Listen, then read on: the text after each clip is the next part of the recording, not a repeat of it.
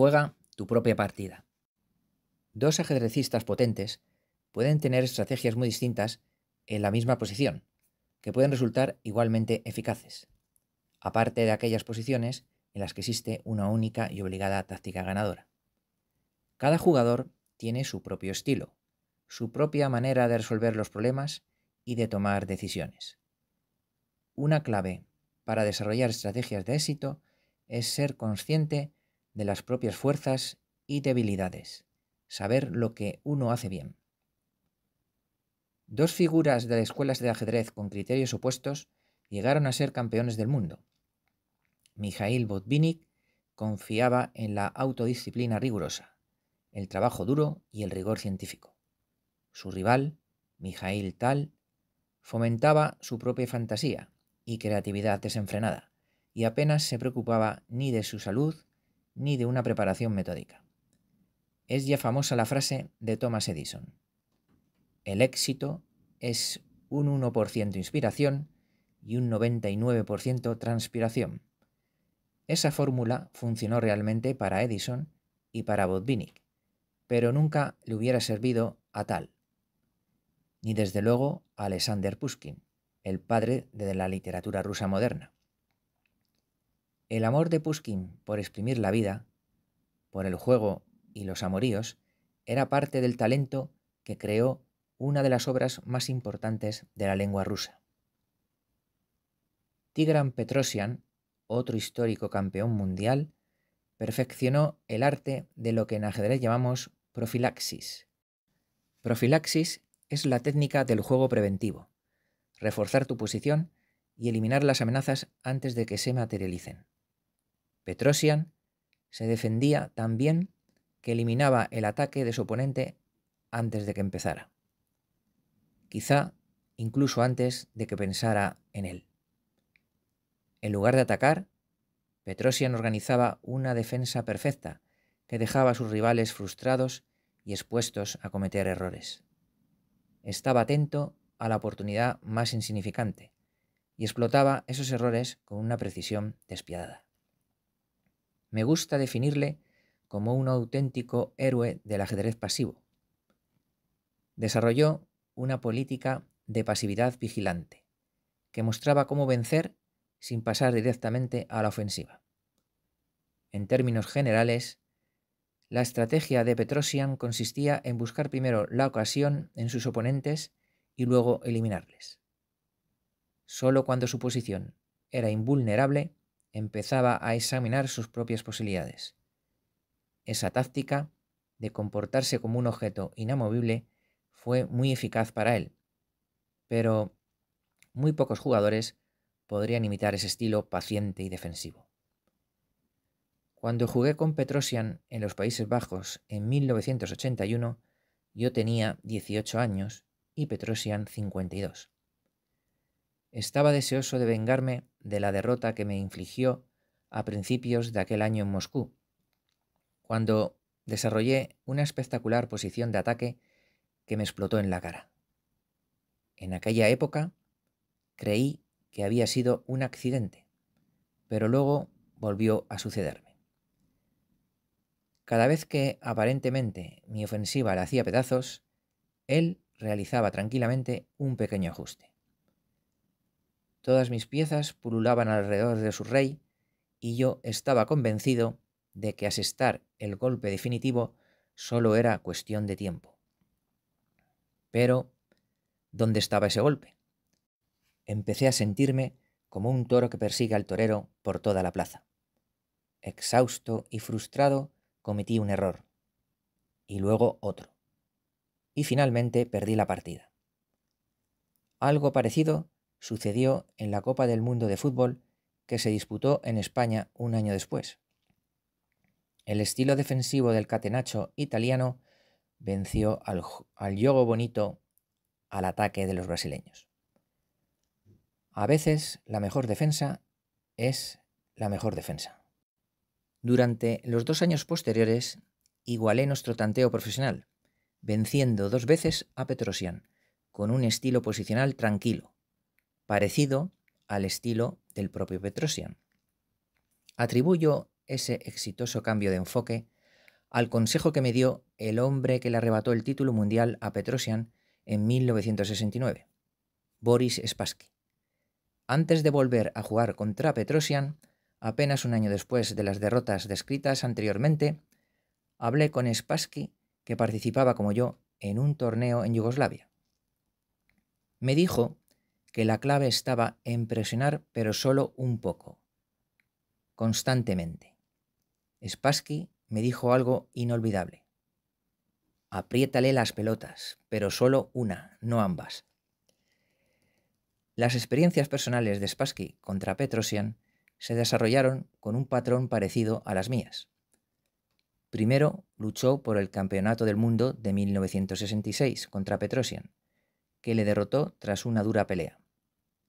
Desarrolló su juego con la creencia errónea de que Petrosian no tenía una línea de ajedrez al ataque porque carecía del talento para ello.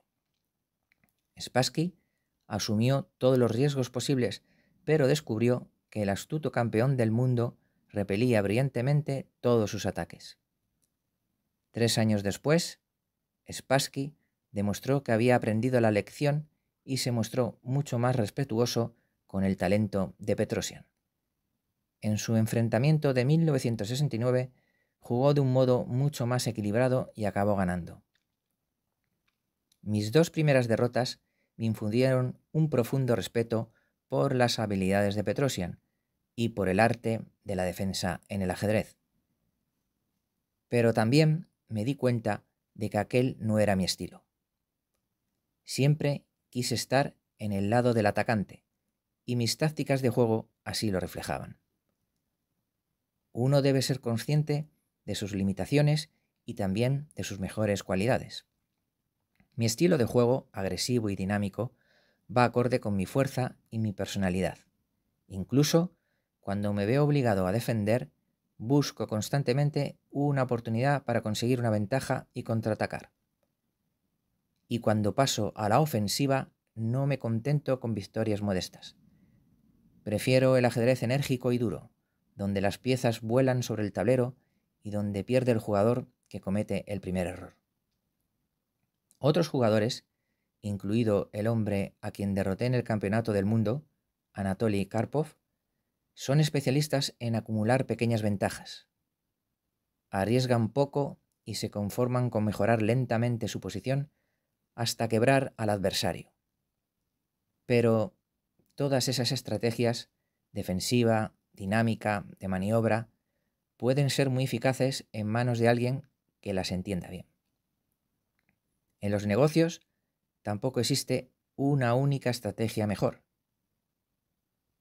En las 500 mejores compañías, según Fortune, hay directivos arriesgados que coexisten con los conservadores. Puede que el 50% de las decisiones de un directivo sean idénticas a las de cualquier hombre de negocios competente, igual que muchos movimientos del ajedrez son obvios para cualquier buen ajedrecista, sea cual sea su estilo. Es el otro 50%, o incluso ese 10% más complicado, el que marca la diferencia. Los mejores líderes valoran los desequilibrios concretos y el factor clave de cada situación, y pueden elaborar una estrategia a partir de dicha valoración. El directivo de Nokia, Jorma Ollila, convirtió la compañía finlandesa en líder de la telefonía móvil con un estilo poco ortodoxo e incluso caótico, que contradecía constantemente lo convencional. Exigía que los directivos de élite intercambiaran los trabajos.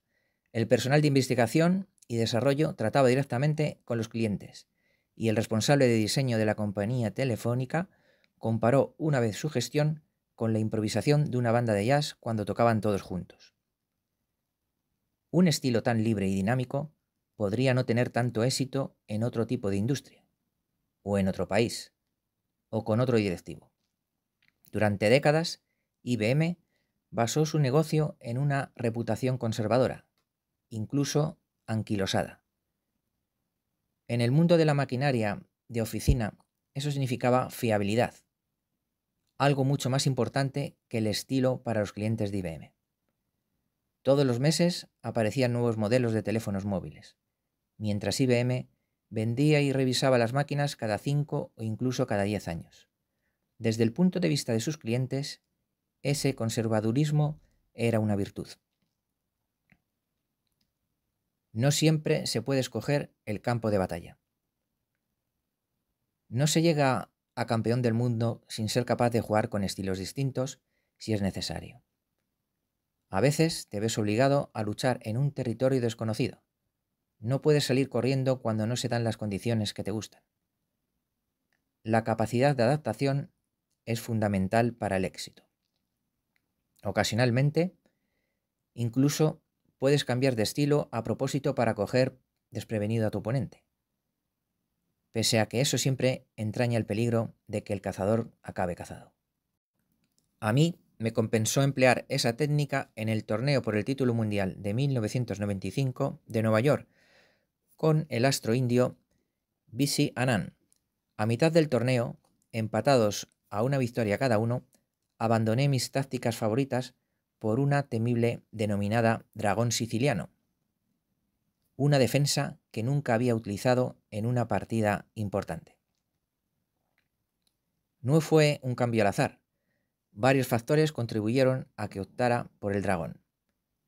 Este conduce a una partida cerrada, en la cual las blancas deben optar por la fórmula más agresiva posible, para tener una mínima oportunidad de conseguir una ventaja. Al verlo, Anand se sorprendió y supo que lo había preparado exhaustivamente. Además, según algunas averiguaciones, Anand tenía muy poca experiencia con el dragón y se sentía más incómodo contra esa que contra cualquier otra línea de apertura directa. Si optaba por arriesgarse en las variaciones principales, sabía que le esperaba algo muy desagradable. Pero fue incapaz de reaccionar. Hizo un juego insulso y perdió 2 veces. Napoleón Bonaparte utilizó con éxito durante su legendaria carrera esa habilidad para adaptarse a las circunstancias. Era famoso por usar el factor sorpresa en el campo de batalla, sobre todo porque seguía presionando y atacando cuando parecía que estaba estancado. Pero también era capaz de hacer uso de esa fama para atacar y tender una trampa a sus enemigos.